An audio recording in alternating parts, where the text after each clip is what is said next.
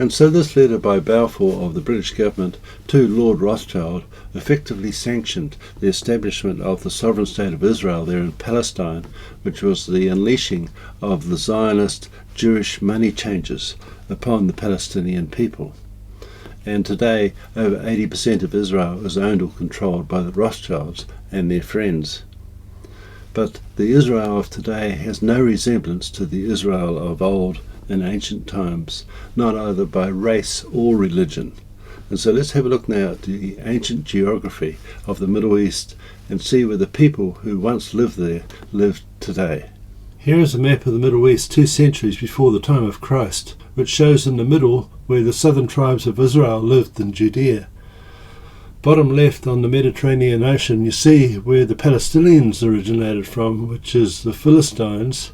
Philistines are now the Palestinians. Further north is Lebanon, known by the Greeks and Romans as the land of the Canaanite, who were the Canaanites of the Bible, who congregated there after Israel had swept them out of the Promised Land around 1400 BC, and afterwards these people became the original Phoenicians. To the north are the Hittites, who are the Turks today. Then coming back down to the south we see Syria, which is where the Assyrians settled during the conquest of the 10 northern tribes of Israel before 700 BC. So the Syrians today originated from the ancient Assyrians. In the middle on the right hand side of Israel you can see where Moab and Ammon are, which are Lot's family, and they are the Russian people today. To the south of Moab and Judea is Edom, extending down to the Gulf of Aqaba near the Red Sea, where the Sephardic Jews originated from. Jacob's children became the fathers of Christianity today, whereas Esau's children became the fathers of Judaism today. Ishmael became, through Muhammad, the father of Islam, because Muhammad claimed he was a descendant of Ishmael. This is why the 3 Abrahamic religions today are Islam, Judaism, and Christianity. Now, if you go down to Edom, where Esau's children lived, south of ancient Israel, you can see the city of Petra, which has the El Khaznet treasury.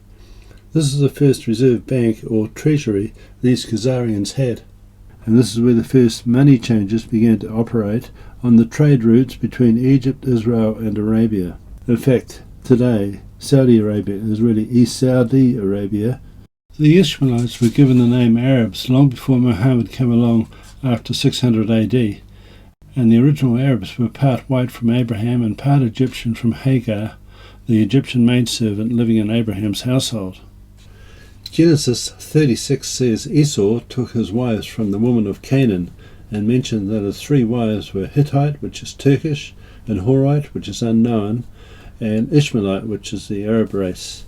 So Esau, who was white, created the multiracial and multicultural Hebrew race that we call the Jews today. So the Jews are the adversaries of the Hebrews and are not the actual Hebrews, and the origins of Jewish religious books tell us who the Jews really are. For example, the Babylonian Talmud is the most highly esteemed of the Jewish books and is what the Jewish rabbis study today. And this book was adopted by the Ashkenazi Khazarian Jews in the 8th century from emissaries who travelled all the way from Babylon to Khazaria in southern Russia on the steppes. The Khazarians are the Kazites of old who inhabited the city of Babylon under Nebuchadnezzar. And so the Talmud and the Mishnah, which is a shortened and sanitized version of the Talmud, contain the traditions of the ancient Pharisees and money changers.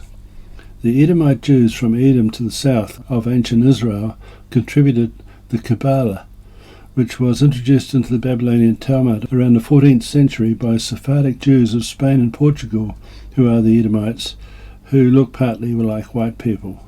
The other book the Jews have is the Torah, which the Catholic translator Jerome obtained from the Jews living in Damascus around 380 AD.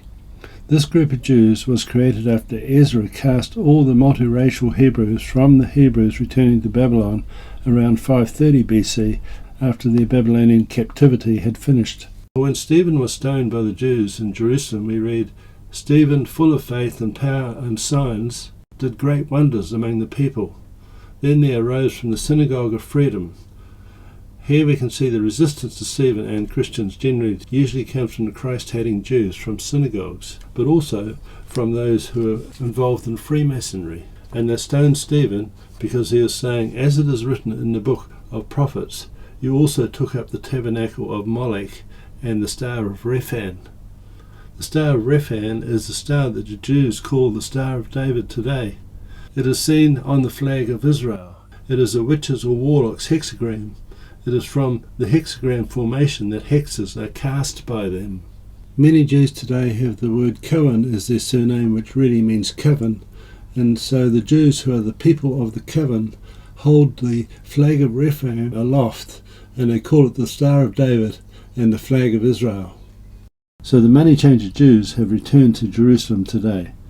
Remember, these people are not the Israelites, and they oppose Jesus Christ, and they oppose Christians still today. These money changers are a much different group of people to the real Israelites, yet they're posing as the real Israelites. And so the establishment of the State of Israel in Palestine today is a complete ruse and based upon a misunderstanding of history, because the money changers and the Jews are not really God's chosen people. There is no such thing.